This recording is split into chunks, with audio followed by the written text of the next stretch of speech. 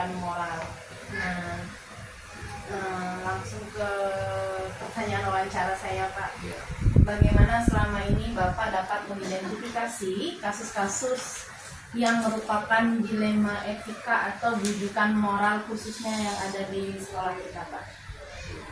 Terima kasih Ibu Rizka.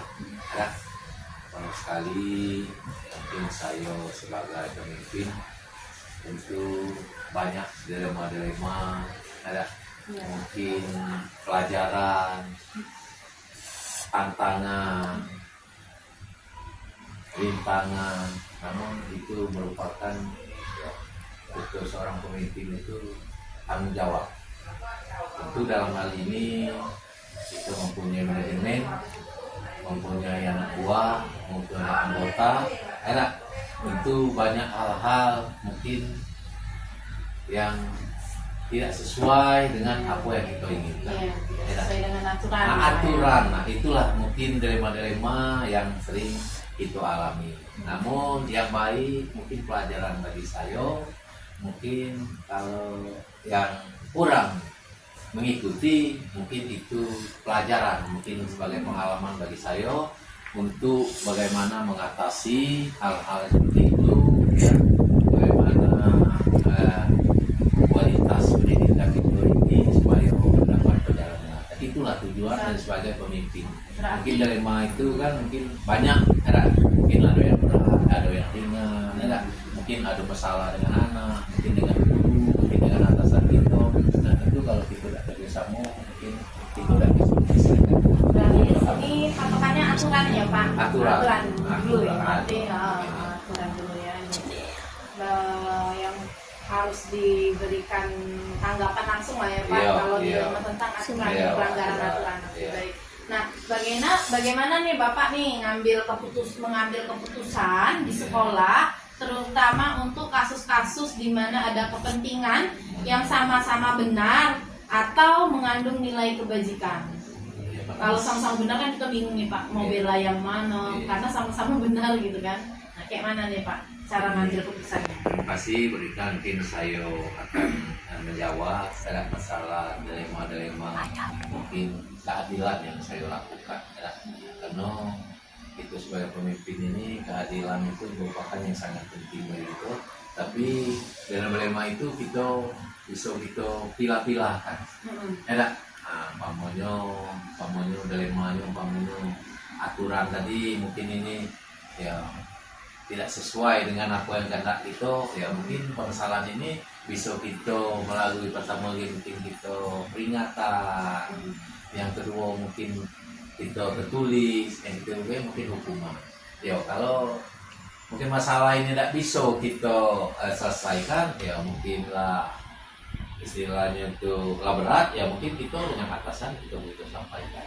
Nah itu kalau saya mentelahi daripada masalah kontradiksi. Berarti dapat saya ambil kesimpulan bahwa dalam mengambil keputusan Bapak mengambil nilai kebajikan keadilan yang bersesuaian dengan aturan yang berlaku, gitu ya, Pak ya. Oke. Nah, langkah-langkahnya nih, Pak, dalam menanggapi masalah kasus-kasus di sekolah, apa yang Bapak lakukan dulu dari pertama sampai terakhir gitu ya? Apa yang Bapak lakukan? Pertama sekali ya mungkin kita ini manajemen mungkin punya anak buah. Ya, kita taruh lisan, kita kasih tahu tuh, tolong, ya. Sudah tuh mungkin ada bola kayak inilah tertulis, masih juga tidak mau, ya mungkin peringatan, mungkin baru kita beri macam kayak hukuman lah, ya sanksi-sanksi. Berarti bertahap ya, Pak, bertahap lah gitu, ya. Ada pemberitahuan, peringatan, baru ke sanksi sesuai dengan. Tapi melaksanakan sanksi yang berikutnya mungkin ada mediasi dulu lah. Bagaimana caranya, memanglah istilahnya lah fatalnya itu ini ya, karena ini bersangkutan dengan anak-anak itu. Diskusi lah, pada itulah kira-kira ada kayak. Nah itu ini, nah itu mungkin dari saya. Nah kemudian Pak, selama ini yang Bapak efektif dalam mengambil keputusan pada suatu masalah itu apa, Pak? Kalau saya mungkin kita kalau dengan gurunya kita ya dengan anak buahnya ya mungkin dia itu kan nggak tahu ke guru tugas fungsi kita kan kita lah paham.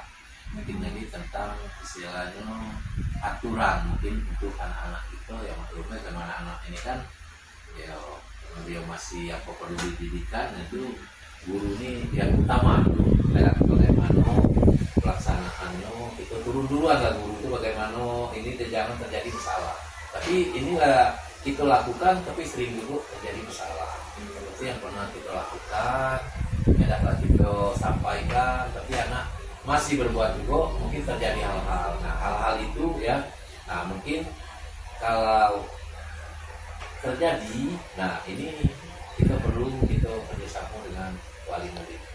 Berarti kalau ada terjadi yang cedera-cedera, tentu kita ada dengan guru-guru, mungkin ada sosialnya, ada supaya ini jangan bersangkutan, jangan jadi bahasanya yang tidak enak, baik untuk sekolah itu maupun diri seolah kita dapat bertanggung jawab dalam hal mendidik anak-anak ini. Berarti maksudnya di sini berarti kita bangun komunikasi, komunikasi biar dulu. tidak ada kesalahpahaman sama kolaborasi baik itu iya. pihak sesama guru maupun orang tua ya Pak. Baik. Kemudian Pak, nah untuk tata kalanya, maksudnya di sini adakah memang Bapak mengkhususkan waktu untuk menyelesaikan masalah-masalah di sekolah kita nih Pak, di lima etika atau rujukan moral, atau memang Bapak langsung kasih keputusan di tempat gitu? Di situ masalah Bapak langsung kasih keputusan? Ya kita pertama sekali ini berusaha kalau terjadi hal-hal begitu kita tidak bisa istilahnya kita langsung mengetok palu di sini, kan? Kasih sanksi langsung kita kan tidak bisa juga, tapi kita harus kayak mana ya, pokoknya sesuai lah dengan kesalahan, apalagi mungkin kata tertib anak nih yang sering nggak pakai seragam, mungkin 2-3 kali tidak gitu apa, tentu kan kita menyampaikan balik kelas, menyampaikan supaya ini jangan terulang lagi istilahnya. Nah itulah etika-etika itu bagaimana kita guru ini kan masuk tepat waktu atau pakaian. Nah, ini aturan inilah yang perlu kita lakukan. Ya kalau anak ini masih melakukan mungkin kita sampaikan dengan wali kelas, nih tolong anak ini sering terlambat, mungkin anak ini supaya anak ini kan istilahnya bisa bermasyarakat nanti ya karena dinilai oleh orang banyak. Nah ini di sekolah mana anak ini berarti kan ada penjagaan nama baik sekolah itu dulu gitu, jadi kita mendapat aib dari sekolah itu. Nah, itulah mungkin untuk menyelesaikan masalah itu kan tentu itu ya lain dan bukan itu tentu sama lah yang penting gitu ini kan masyarakat kan. Apalagi sekarang nih etika nih moral ini nampaknya lah semakin jadi gitu. Semakin sampai mengkhawatirkan dengan kemajuan teknologi seperti itu rasakan besar sekarang ini ya. Berarti Pak dapat Rizka ambil garis besar bahwa disesuaikan dengan kasusnya. Iya. Apakah ringan, apakah memang berat ya Pak? Iya. Berarti kemudian kita diskusi, kolaborasi, teguran, peringatan itu yang biasanya dilakukan ya Pak. Nah baik. Kemudian Pak, adakah orang yang Bapak anggap nih atau faktor-faktor tertentu yang membuat Bapak nih mudah untuk mengambil keputusan? Apa yang meringankan Bapak untuk membuat sebuah keputusan? Orang boleh, faktor boleh. Mungkin kalau seperti yang Bapak rasakan di sekolah ini ya, mungkin kalau misalnya ada keputusan mungkin kalau hal-hal seperti yang terjadi lah yang begitu kita lakukan ya, kalau saya menerangi ya mungkin komite kita bisa kolaborasi sama permasalahannya ada mungkin tidak lagi mungkin dengan guru-guru. Nanti komite itu memang dianggap penting ya, ya Pak, perannya ya Pak ya. Nanti kerja sama guru juga penting ya. Karena memang kalau menyelesaikan sendiri jadi beban pikiran sendiri ya Pak. Nggak cocok. Mungkin tanggapan kita baik, tanggapan orang belum tentu ya Pak ya. Oke, baik Pak. Nah dari semua yang sudah Bapak sampaikan, apa yang bisa Bapak petik nih nilai dari pengalaman Bapak sendiri tentang kesimpulan ternyata saya mengambil keputusan selama ini seperti ini gitu nah Pak. Jadi apa nih kesimpulannya Pak? kesimpulannya kalau saya mungkin dikit ya, mungkin kalau kita tengok dari poin yang pertama sebenarnya kalau tengok kerjasama ya, kerjasama kolaborasi baik pemerintah baik wali murid, sekolah maupun masyarakat maupun elemen yang tiap elemen itulah kesimpulan saya kalau nggak ada istilahnya itu saling dukung ya tidak mungkin lah terjadi yang kita inginkan walaupun kita sekuat apapun tulang di punggung itu tidak telap kita membantu nah itulah kira-kira dalam waktu ya. Kita nih Pak walaupun sudah berbuat kebaikan tidak selalu kebaikan pula yang datang ya Pak, pasti ada juga tantangan. Ikhlas bela. Ya, anggap itu tantangan ya Pak untuk mengasah diri jadi lebih baik lagi. Apalagi kita kerjanya memang berhubungan dengan orang Pak, dengan manusia, jadi ada masalah. Namun kita jangan kita istilahnya itu mental kita harus kayak mana ya kuat lah kita didik gitu ini ya jangan mudah istilahnya itu ngeluh ya. Dari wawancara ini Pak dapat saya simpulkan bahwa selama Bapak menjadi kepala di sini dalam mengambil keputusan, Bapak melihat bahwa situasi dari kasus tersebut apakah memang ringan, apakah memang berat, apakah memang bisa diselesaikan oleh bawahan atau memang Bapak harus turun tangan. Kemudian Bapak juga sudah menyebutkan bahwa ada kolaborasi bersama baik itu guru, tenaga kependidikan maupun komite di dalam lingkup sekolah kita ini. Kemudian dalam menyelesaikan pengambilan keputusan sebuah masalah pun Bapak berdasarkan aturan, karena menurut Bapak banyak terjadi dilema bujukan moral ya Pak. Kalau dilema etika saya rasa itu pakai ini ya Pak, nilai kemanusiaan lah ya Pak. Hati ya Pak ya, berarti menurut Bapak yang lebih dominan di sini adalah bujukan moral. Kemudian tahapannya juga Bapak sudah menjelaskan bahwa ada pemberitahuan, ada peringatan, ada mediasi, diskusi, kemudian memang sanksi yang dianggap dapat membawa perubahan. Kemudian kolaborasi juga sudah Bapak sebutkan di sini untuk menjaga komunikasi setiap elemen di sekolah kita agar berjalan dengan baik-baik Pak. Itu yang saya dapat simpulkan dari kegiatan wawancara ini Pak. Terima kasih banyak atas waktu Bapak. Semoga kita bisa menjalankan tugas kita dengan baik, semakin sukses ya Pak ya. Terima kasih Pak. Assalamualaikum. Waalaikumsalam.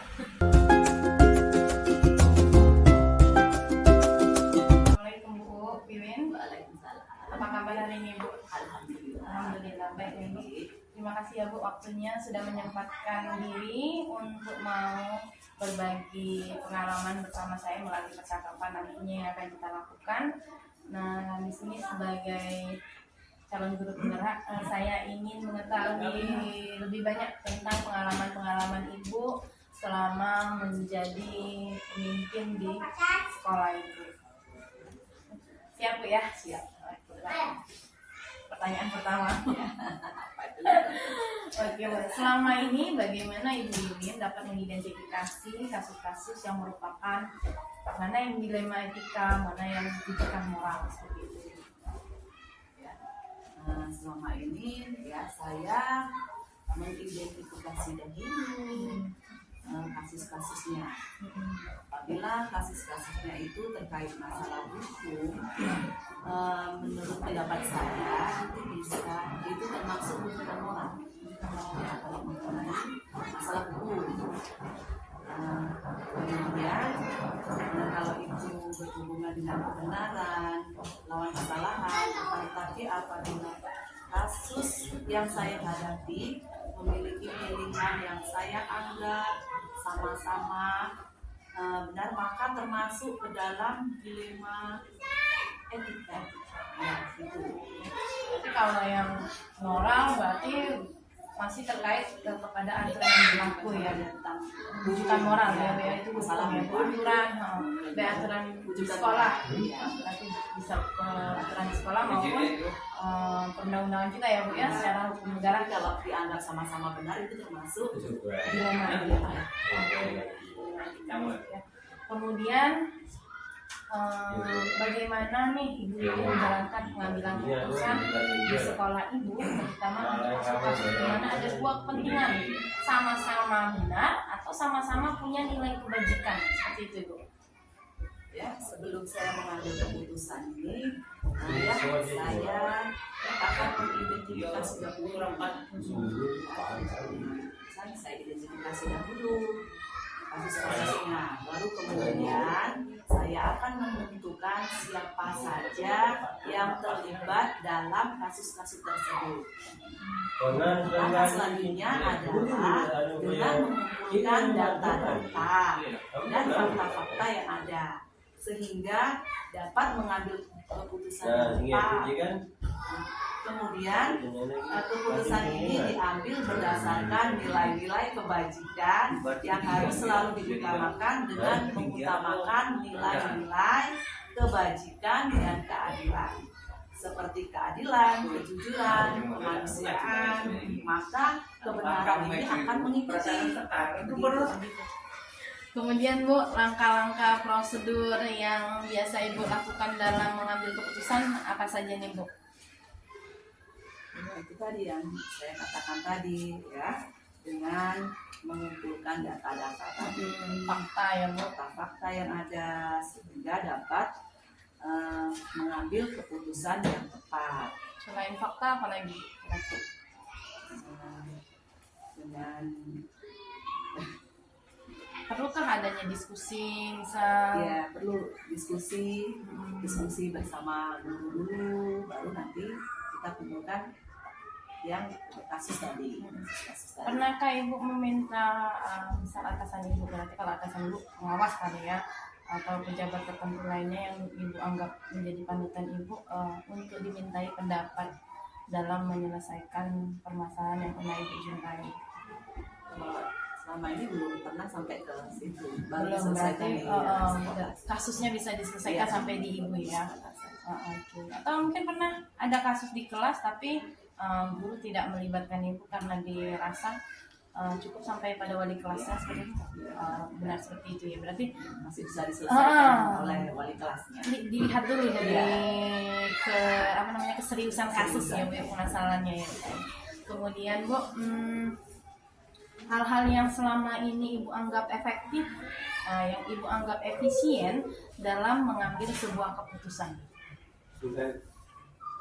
Saya hal yang dianggap efektif dalam keputusan pada kasus ini yaitu dengan berdialog terlebih dahulu, dengan komunikasi yang baik, diajak komunikasi yang baik dulu, dengan komunikasi antara hati ke hati supaya terbuka. Nanti kalau sudah terjalin komunikasi yang terbuka, baru diadakan musyawarah.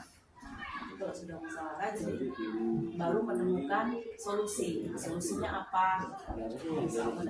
Berarti diskusi secara empat mata, kemudian musyawarah ini Ibu anggap sebagai langkah efektif dalam memutuskan suatu permasalahan ya Bu ya.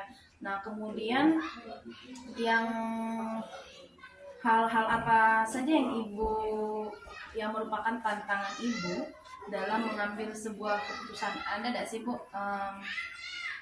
tantangan yang spesifik bisa menyulitkan Ibu misalnya untuk mengambil sebuah keputusan dalam menyelesaikan sebuah masalah? Tantangannya soal apa Bu? Nanti bisa di-cut videonya Itu tadi kan ada kan tantangannya apa? Tantangannya ini berarti ujiannya lah gitu dalam mengambil keputusan. tantangan kadang Ini apa ya? Tantangannya kayak apa ya? kadang ada anak tidak mengalah bagaimana? Pertimbangan yang membuat Ibu berat untuk memutuskan sesuatu itu apa gitu? pertimbangan yang memberatkan ibu mengambil keputusan tertentu yang memberatkan ibu sebenarnya. Sebenarnya ibu mau berat nih mau mengambil keputusan ini, tapi mau tidak mau harus diambil gitu. Nah, apa yang kira-kira memberatkan kira-kira? Misalnya ini ya, Atau misal hubungan kekeluargaan kah, atau rekan yang dekat kah, seperti itu. Apa kira-kira? itu ada hubungan keluargaan. Keluarganya Bu ya, karena lingkungan kita di sini hampir rata-rata keluarga ya, seperti itu Bu ya. Itu yang memberatkan menurut Ibu. Nah, untuk memiliki sebuah tata kala atau jadwal tertentu dalam sebuah penyelesaian kasus nih, apakah langsung diselesaikan di tempat tanpa pikir panjang misalnya, nah kamu nih sudah berbuat salah, ikuti aturan, harus menjalani hukuman seperti itu, atau ada waktu tertentu yang memang ibu alokasikan, ibu sediakan untuk menyelesaikan masalah tersebut, bagaimana prosedurnya yang ibu jalankan, langkah-langkahnya seperti apa? Itu dilihat dulu dari masalahnya. Kalau memang masalahnya ringan, ya harus diselesaikan. Tapi kalau misalnya nggak berat, ya kita berikan teguran dulu, teguran awal. Kemudian kalau kita kasih teguran awal tidak juga diindahkan, tidak efektif ya Bu ya. ya. Kemudian baru kita berikan peringatan dulu. Sudah teguran, terus peringatan.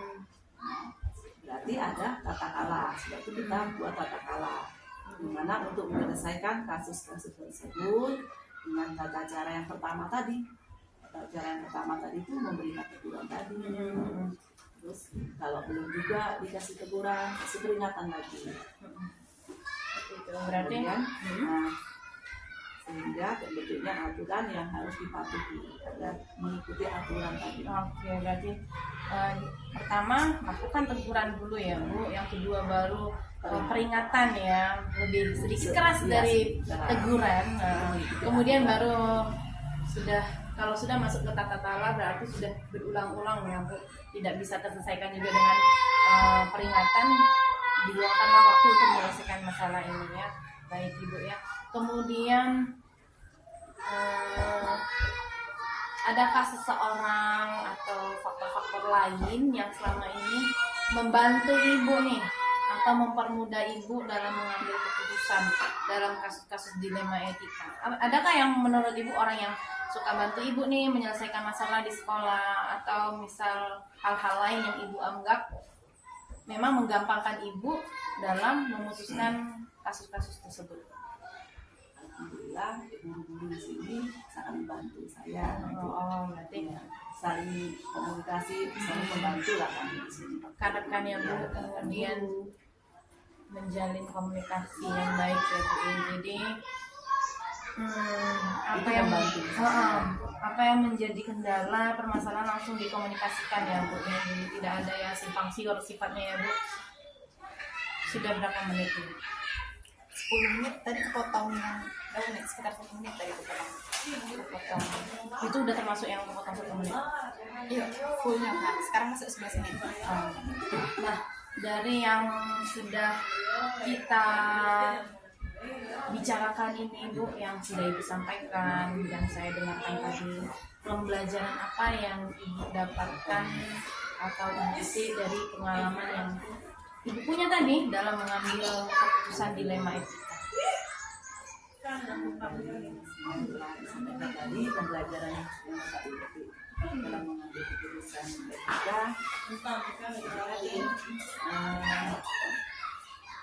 agar kita tuh jangan buru-buru ngambil keputusan, tidak buru-buru. Jadi kita diskusi dulu, diskusi bersama-sama, terus cari solusinya apa. Solusi itu kita lakukan, bisa dah, efektif dah. Itu disesuaikan dengan nilai-nilai kebetulan tadi, Kebajikan ya Bu ya? Ya, kebajikan.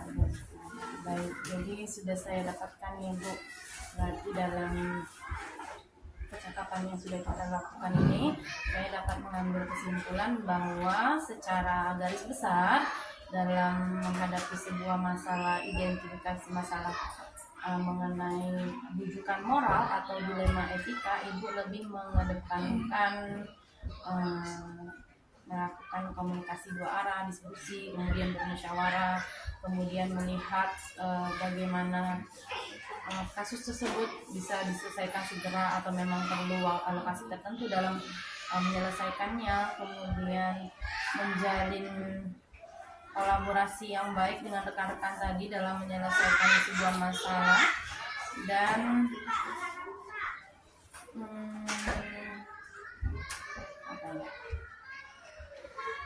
dan tetap berpedoman kepada nilai-nilai kebajikan universal yang kita yakini, Bu ya, di mana nilai-nilai kebajikan universal ini berlaku dimanapun kita berada. Artinya nilai itu sangat penting bagi tiap-tiap orang tanpa memandang di mana tempat dia berada, Bu ya. Baik Ibu, terima kasih Bu sudah memberikan waktunya kepada saya melakukan kegiatan ini. Saya ucapkan terima kasih. Semoga Ibu semakin sukses. Amin. Semoga semakin sukses dan kita bisa menjalankan tugas kita dengan baik. Ya, terima kasih Bu. Assalamualaikum warahmatullahi wabarakatuh.